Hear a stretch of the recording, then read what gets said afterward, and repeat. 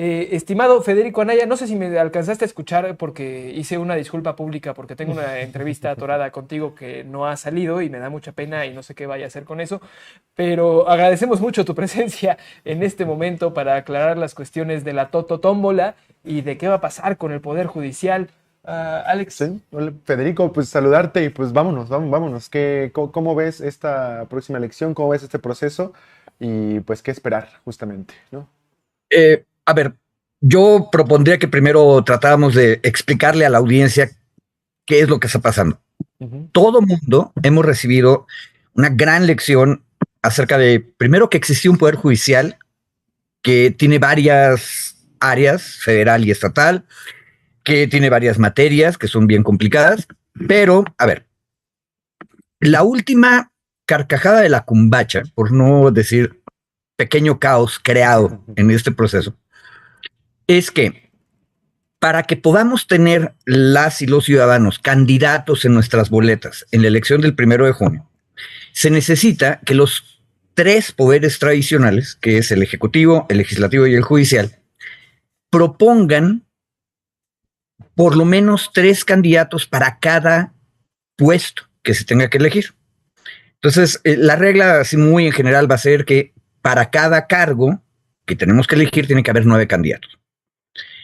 3 que propone la presidenta, 3 que propone las 2 cámaras federales y 3 que propone la Suprema Corte. Bueno, cuando se hizo el gran debate el año pasado, los opositores a la reforma democrática decían, pero eso es politizarlo. Y, claro, se les olvidaba que antes el sistema era que la presidenta solita, ella y su conciencia proponían una terna al Senado y ahí las élites de los partidos decidían.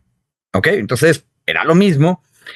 De hecho, ahora es un mecanismo en el cual 3 poderes, no uno, proponen y no le proponen al Senado, sino nos proponen a todos. Bueno, ¿cuál es el problema?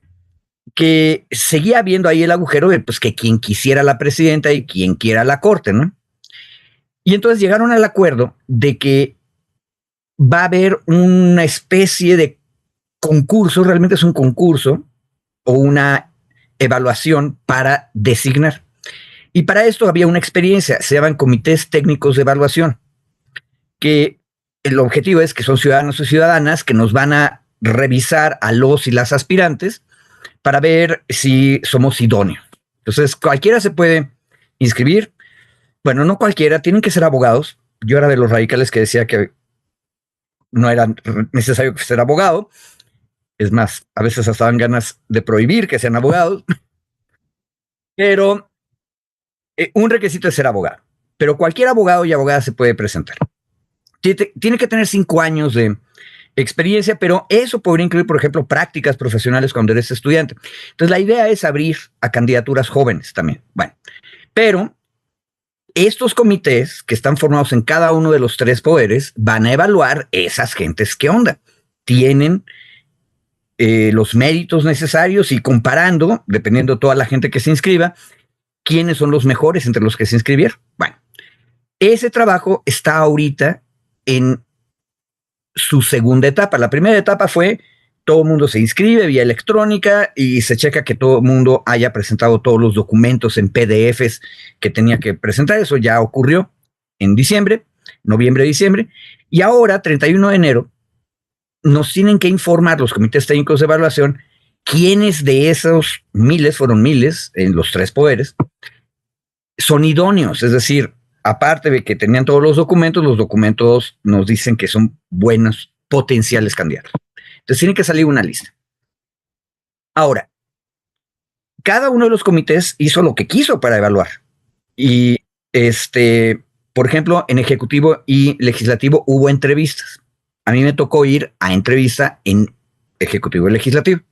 Como yo no alcancé a inscribirme en el judicial, pues ya teóricamente no sabía, pero ya nos enteramos. Resulta, y esa es la crisis, que jueces, que ya son ahorita jueces del viejo sistema, presentaron un amparo en uno de los juzgados de distrito de Michoacán. ¿Por qué se fueron a Michoacán? No sé, pero estos jueces son jueces de la JUFED, que es una asociación civil que se ha opuesto todo el tiempo a la reforma. Bueno, presentan su amparo en Michoacán y un juez de Michoacán, que por cierto también es miembro de la JUFE, de la misma asociación, admite el amparo y les otorga la suspensión.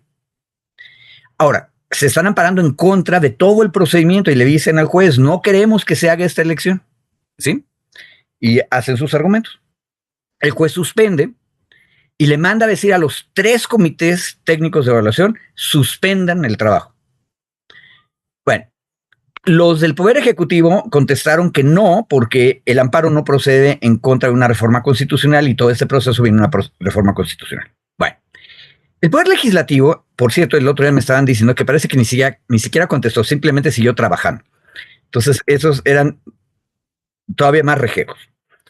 Pero el Comité del Poder Judicial, en el cual también hay una miembro de la JUFED, que eso es una cosa bien importante recordar, leyó la orden de suspensión y dijo, Dios nos libre. Bueno, estoy exagerando, no dijeron que Dios nos libre, o capaz que no sabemos.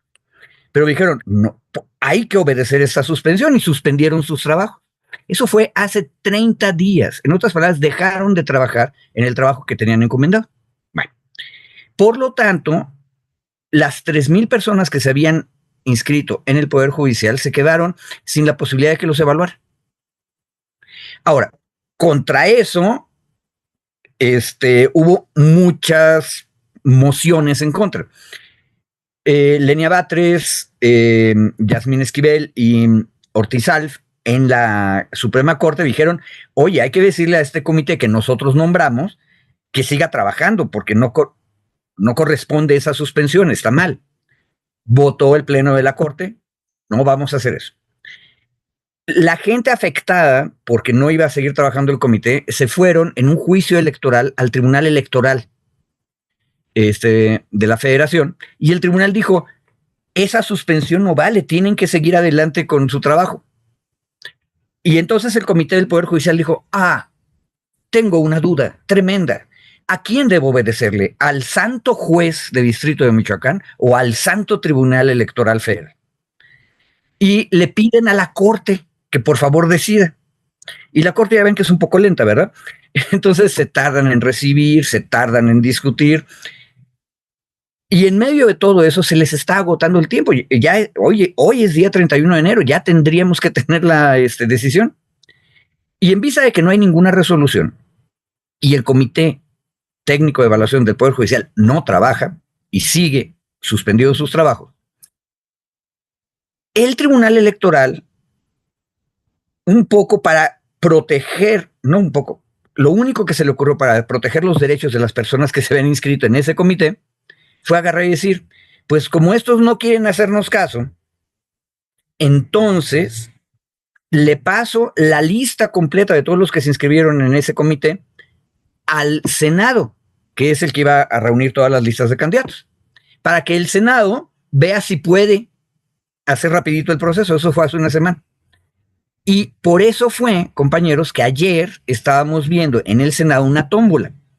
Porque lo que hicieron es retomar el trabajo del Comité del Poder Judicial, donde se había quedado, y ya no había tiempo de hacer más, y entonces lo que hicieron fue meter todos los nombres para cada uno de los cargos en disputa, todos los nombres que había, y hicieron la tómbola. Ojo, hubo algunos casos, que eso es lo que ustedes mencionaban hace rato, en que ni siquiera había los candidatos suficientes. Bueno, eso significa que los que se habían inscrito para ese puesto, pues automáticamente pasan. Pero si había más, entonces se hace la tómbola. Y a mí me tocó ver, ya con eso termino, un momento de tómbola donde tenían que elegirse 3 candidatos varones para un cargo, un magistrado especializado en asuntos de electricidad y telecomunicaciones y de competencia, y había 4 candidatos inscritos. Entonces, como había 4, se meten los 4 en la tómbola y sacas 3. Eso fue lo que ocurrió ayer. Ahora, lo que tiene que pasar hoy es que los otros 2 comités que sí hicieron su trabajo completo, hicieron entrevistas, nos digan quiénes de todos los que se inscribieron son idóneos. Y esa lista probablemente va a ser muy grande y va a haber muchas más gentes de las que se necesitan para cada puesto. Y entonces, en otro momento, de aquí hasta principios de febrero, yo creo que la primera semana de febrero, se tienen que hacer otras 2 tómbolas. Una en el Poder Ejecutivo y otra en el Poder Legislativo. Perdón por lo largo, pero ya ven que los abogados somos buenos para enredar las cosas.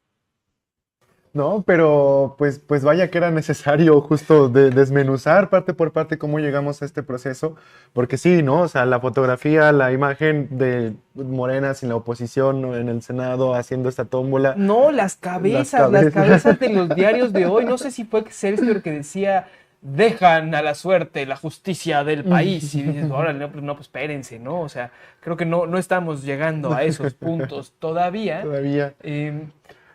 Lo cierto es de que, pues bueno, hay algunos nombres que salen a partir de este proceso y efectivamente, como lo habíamos platicado ya antes contigo, Federico, es una elección que va a disputar muchas cosas, ¿no?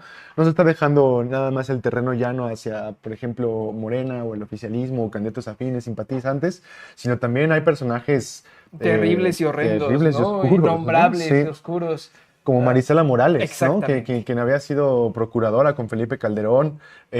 Otros casos también que están por ahí muy metidos, ¿no? O sea, ¿cuál es tu lectura de estos nombres que alcanzas a ver, Federico? ¿Y qué esperar justamente pues, de esto que se viene ya en un proceso de elección que va a llegar pronto, ¿no? Y bueno, agregarle a esa pregunta un poquito, ¿no? O sea, pues dejando esta cancha abierta a estos otros grupos, pues qué tan real o qué tan lejano podría quedar esta idea de una Suprema Corte que deje gobernar a la presidenta Claudia Sheinbaum, ¿no? Y esto qué tanto nos aleja o nos acerca a una visión nueva de justicia en México. Ok, a ver, primero lo último.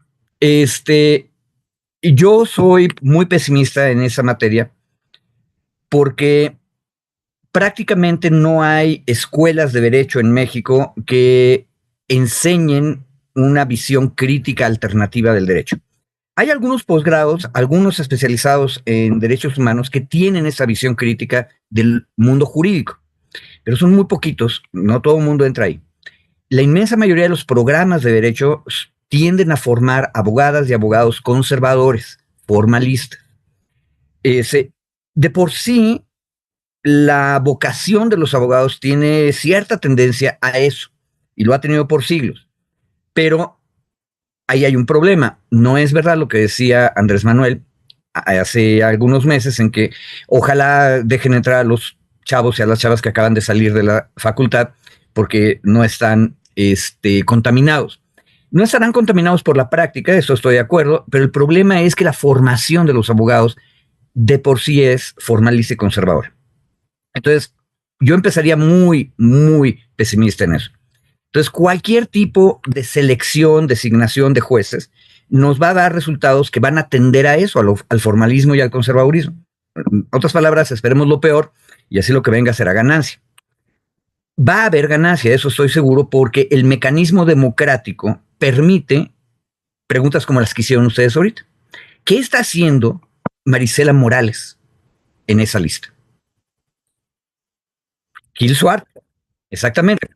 Bueno, ¿qué están haciendo? Lo que están haciendo es participar porque son ciudadanos. Y ojo, en la República Romana, que es el ideal mitológico que todos y todas tenemos de democracia, por cierto, la palabra candidato se acuñó entonces porque eran cándidos y eran blancos. Entonces salían los candidatos, no había mucha igualdad de género en aquella época, los candidatos salían vestidos con una toga blanca y la usaban durante todo el proceso de campaña, que duraban como una semana, semana y media. Y siempre todas las togas terminaban sucias de lodo, piedras y demás cosas que le aventaban los ciudadanos a los candidatos. O los candidatos a los candidatos. O sea, el proceso electoral es un proceso de debate muy áspero, donde todo el mundo se avienta lodo, ¿sí? Así se ve la democracia y así se ha visto siempre, sea chiquita como en la Roma clásica, o sea compleja y grande de masas como la nuestra.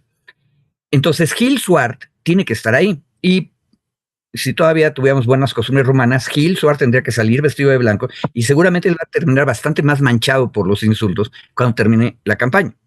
Ahora, es una campaña donde no hay partidos políticos, donde ellos no pueden usar dinero más que personal que tengan, donde no puedes usar la tele y la radio, puedes usar internet y demás, pero vamos a tener que decir, a ver, Gil Suárez es este hombre, votantes, ¿van ustedes a apoyarlo, sí o no?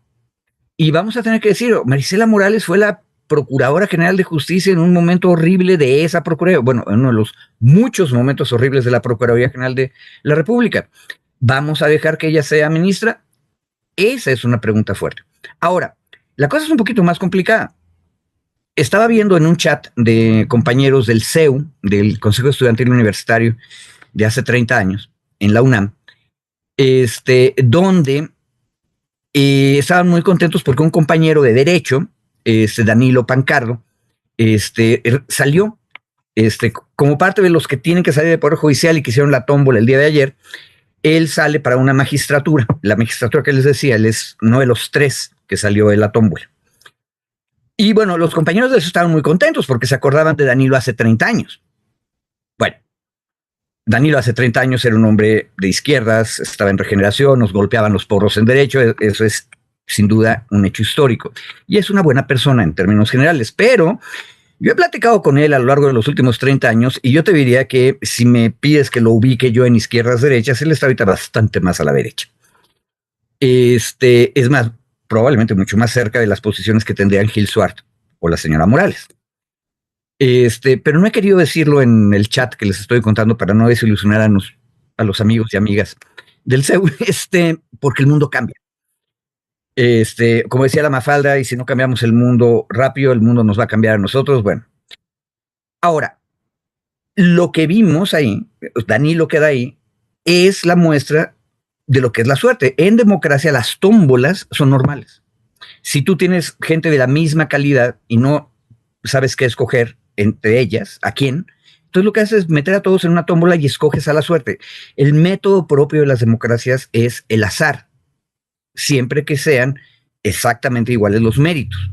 Por cierto, otra de las enredos de las tómbolas es que se tienen que hacer por género porque la regla es que tienen que quedar exactamente iguales en género.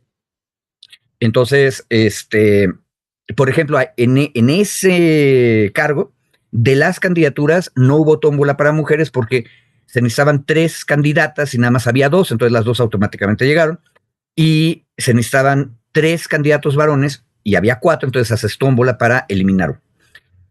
Y ojo, el ejemplo es ahorita que lo estoy pensando bueno, porque entonces de los 6 candidatos que tenían que ponerse, 3 y 3, varón y mujer, al final vas a tener nada más 5. ¿Por qué? Porque ya no había más. ¿Sí? Entonces significa que en la boleta va a haber un espacio vacío. Eso podía ocurrir. Eso es parte del mecanismo, que es bien complicado, pero eso podía ocurrir. Y bueno, ¿por qué están ahí estas personas horribles? Porque las personas horribles son parte de la República.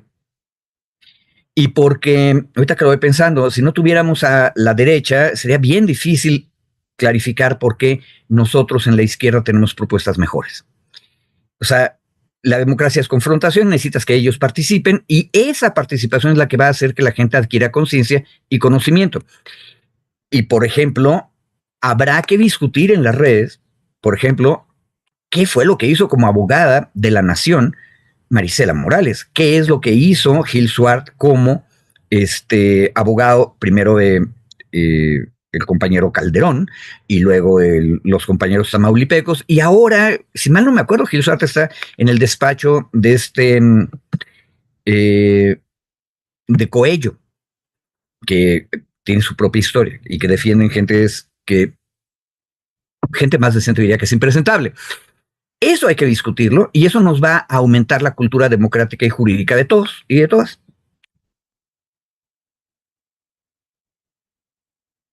Muchísimas gracias. Esperemos que pues la historia le haga justicia más pronto que tarde a estos personajes y que estas elecciones sirvan para darles su justo lugar y que tengan una medida de razón. Quién sabe si eso sea posible y si tal vez esté yo pidiendo milagros, pero bueno, ya será el voto popular el que nos ayude un ¿Te poco. queda claro que te lo estás pidiendo a ti mismo? La justicia está en manos de las y los ciudadanos. Claro. Ese es el cambio. Exactamente. pues esperemos que, como dicen en las misas los padrecitos vestidos de verde, así sea, ¿verdad? Ojalá que así sea. Federico, muchísimas gracias por este tiempo. Estamos en contacto. Cuídense ustedes, hasta luego. Gracias, Bye. Federico, hasta luego.